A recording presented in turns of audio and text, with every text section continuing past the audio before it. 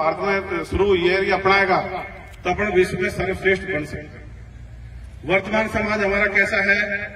हम अंधविश्वासों में उलझे हुए हैं, हम धर्मों में बटे हुए हैं, हम जातियों में बटे हुए हैं, नस्ल भेद भी है, बेईमानी का बोलबाला है। समाज का इसमें क्या लक्ष्य है कि अंधविश्वास मुक्त, वैज्ञानिक दृष्टिकोण युक्त, परंपरागत धर्म विहीन, जाति विहीन, नस्ल भेद मुक्त, साहसी, शिक्षित, स्वस्थ और उच्च नैतिक मूल्यों वाले मानवतावादी विश्व समाज की स्थापना अपना प्रमुख लक्ष्य होना चाहिए। लक्ष्य का मतलब क्या होता है कि जैसे किसी बच्चे का लक्ष्य है साहब मुझे IAS बनना और वो 5वीं क्लास में, तो कैसे बनेगा? 6वीं, 7वीं, 8वीं, 10वीं फिर बैचलर डिग्री लेगा, उसके बाद कंपनी की तैयारी करेगा, फिर बनेगा। मतलब धीरे धीरे उधर बढ़ेगा, एक दिन में नहीं हो सकता। अपन को पहाड़ की चोटी पे जाना है और अपन नीचे खड़े हैं तो एक एक कदम बढ़ाते ही जा सकते हैं। तो धीरे धीरे हमको क्या करना है? जो इसमें मुक्त लिख रखा है इनको तो खत्म करना है, विहीन या मुक्त को तो, और जो युक्त है उनको अपन को आगे बढ़ाना है। तो अंधविश्वासों को धीरे धीरे खत्म करना है, ये परंपरागत धर्म है हिंदू मुस्लिम इनको खत्म करना है, जातियों को खत्म करना है, नस्ल भेद को खत्म करना है, बेईमानी को खत्म करना है, और किसको बढ़ावा देना है? विज्ञानवाद को, साहस, शिक्षा, स्वास्थ्य, नैतिकता, इनको बढ़ावा देना। तो पहला बिंदु है इसमें अंधविश्वास मुक्त। अंधविश्वास क्यों खत्म होने चाहिए? सब दुनिया कहते हुए अंधविश्वास खत्म करो। अंधविश्वास इसलिए खत्म होने चाहिए कि अंधविश्वास वो सारी झूठी बातें और मान्यताएं जिनका कोई अस्तित्व नहीं। अब जिन चीजों का अस्तित्व है ही नहीं तो उनमें हमारा क्यों तो धन खराब हो, क्यों हमारे संसाधन खराब हो, क्यों हमारे मतलब समय खराब हो। हमारा समय, संसाधन और धन किसमें लगना चाहिए? जीवित लोगों के लिए लगना चाहिए, जो जीवित है उनके लिए लगना चाहिए, और जो हमारे पूर्वज गुजर गए उनका हम मन से सम्मान करते हैं, लेकिन उनके लिए भी समय, संसाधन, पैसा खर्च करने की जरूरत नहीं। और जितनी काल्पनिक शक्तियां हैं उनका हम खंडन करते हुए ऐसा कुछ है ही नहीं, इसलिए उनमें समय, संसाधन, पैसा खर्च मत करो। तो जितना भी समय, संसाधन, पैसा जीवित के लिए खर्च करो। अब एक पॉइंट बता दो, अंधविश्वास क्या है? ये विचारधारा कहते हुए जितने भी काल्पनिक बातें, ईश्वर, अल्लाह, गॉड, देवी देवता, भूत प्रेत, जिन्न, कच्चे कलवे, डाकण, स्वर्ग, नरक, आत्मा, परमात्मा, शुभ अशुभ, पाप पुण्य, पवित्र अपवित्र, जितनी काल्पनिक बातें हैं ये सब की सभी अंधविश्वास है। पर चूंकि हमको बचपन में सिखा दिया जाता है इसलिए हम उनको सही मान लेते हैं, उनको पीढ़ी दर पीढ़ी आगे बढ़ाते हैं। उनका अस्तित्व नहीं है पर परवरिश के दौरान उनको सिखा दिया जाता है, फिर उनको हम भी आगे बढ़ा देते हैं। अब मैं कुछ सवाल करूंगा आपसे, तो आप उनके उससे अपनी स्थिति और स्पष्ट हो जाए। मान लीजिए अपने आसपास के इलाके में 2-5 करोड़ रुपए का चंदा इकट्ठा किया, और चंदा इकट्ठा करने के बाद में अपने पास 2-3 ऑप्शन है। एक ऑप्शन तो है साहब मंदिर बना दें, एक ऑप्शन है साहब मस्जिद बना दें, चर्च बना दें, गुरुद्वारा बना दें, और एक ऑप्शन है अपने यहाँ लड़कियों का हॉस्टल बना दें। अब बताइए अपने को कौन सा काम करना चाहिए? तो जो भी लड़कियों का हॉस्टल के पक्ष में है वो दोनों हाथ खड़ा करके समर्थन करेंगे, शाबाश। तो अपन को ये करना, मान लीजिए किसी गांव में स्कूल है और स्कूल के उस गांव वालों ने 2 लाख रुपए का चंदा इकट्ठा किया।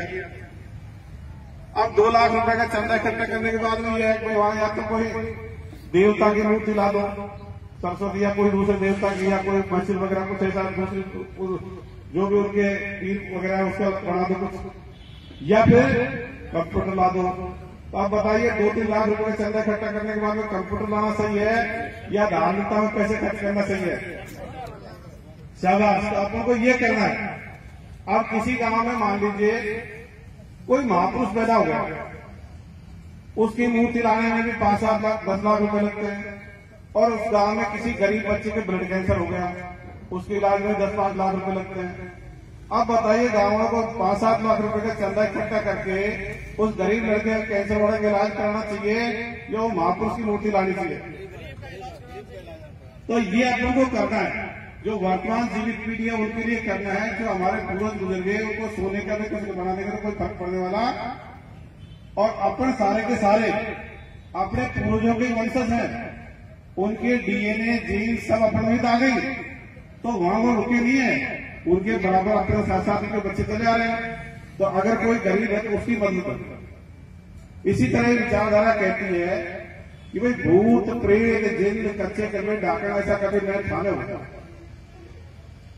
और जगह जगह लोग वहां कहते साहब फलाने नारायण भूत था, बड़ के पेड़ भूत था, फलाने और किसी जगह भूत प्रेत था। तो मैं बता दूं ये भूत प्रेत नहीं था, ये जिन वगैरह। ये क्या थे, चालाक टाइप के आदमी थे जो किसी के साथ में ठोक पीट कर लेते, मारपीट कर लेते और 10 तरह से डरा देते और लोग उनको भूत प्रेत जिन मानते। अब आइए कहा था आपको जिन का किस्सा सुना देता हूं। एक गांव में जिन आता, ये रियल घटना, अंधेरी रात में आता और जिन क्या करता है जानते हैं साहब, वो घी दूध भी खा जाता है, औरतों के साथ गलत काम कर देता है। तो कई घरों में ऐसा कर गया। तो एक घर में वो आ रहा था तो उसका मुखिया पेशाब करने निकला। जैसे ही उसने जिन को आते हुए देखा तो थोड़ा हिम्मत वाला आदमी था, तो घर के आगे लट लेकर खड़ा होगा क्योंकि मैं तो मेरी पत्नी के पास इसको नहीं आऊंगा। जब जिन नजदीक आया तो उसने हाथ में लट देखा तो जिन उल्टा ही चला। अब कहते हैं भूत जिन उल्टे पैर चलते हैं, ये उल्टे पैर चला। जब उल्टे पैर चला तो वो आदमी उसके पीछे भी चल रहा था नशे पे। तो वहां भैंस का खूंटा कर रखा था, उसका पैर जिनका खूंटे में उड़ गया, जिन गिर गया। और जैसे ही जिन गिरा उस आदमी की हिम्मत बढ़ गई, उसने उसे 10 बार फटकार दिया चला और वो जिन पड़ा ही रह गया, घायल हो गया। तब वो चिल्लाया जोर से और घर वालों को गाँव वालों को बुलाया। सबने कहा देखो बोलो जिन पड़ा है, जिन पड़ा।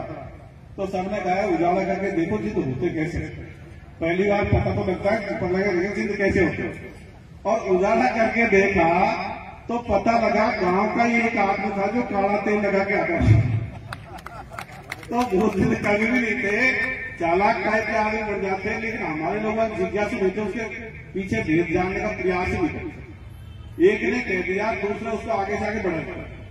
2-3 साल पहले भी आपने सुना होगा सर, चोटी कट रही हो तो अरे किसी ने दिमाग में चोटी अपने आप कैसे कट सकती है, या तो खुद काटेगा या दूसरा काट सकता है। अब उस समय आदमी तो खूब चाहते थे हमारी भी दाढ़ी रात में बड़ी मिल जाए, सुबह तो बहुत बढ़िया है, और एक ही आदमी की दाढ़ी बड़ी नहीं मिलती। तो इस तरह से अपन क्या जिज्ञासु नहीं, हमारे दिमाग में चले। धार्मिकता ने और सबसे बड़ा नुकसान क्या कर रखा है, दिमागों को बंद कर रखा है, चलती नहीं। अब ये लोग तरह तरह भूत जिन के नाम से तरह चालाकी बदमाशी कर रहे हैं। एक दो किस्से आपको सुना दूं। 2-1 साल पहले की बात है, इधर चौमुं साइड एक आदमी बीमार पड़ा तो यूपी से तांत्रिक लेके आया। उसने कहा भाई तेरे घर में गड़बड़ है, इस घर को खाली करो। तो उन्होंने पक्का घर खाली करा दिया, सामने छप्पर टंगा दिया। सियाना तो तांत्रिक पक्के घर वाले छप्पर में। और उनकी लड़की थी 15-16 साल की, उसके लिए बोला कोई ये मेरा खाना बनाया करके, यही घर की साफ सफाई करके, इसके अलावा कोई नहीं आया। चलता रहा 5-7 महीने बाद में देखते हैं वो लड़की गर्भवती हुई। जो लड़की से पूछा तो बोली श्यामा मेरे साथ घर में यही यकीन करता था। तो उसका बलात्कार का मुकदमा दर्ज हुआ, उस तांत्रिक को जेल में गए। और ऐसे किसी जगह जगह आते रहते।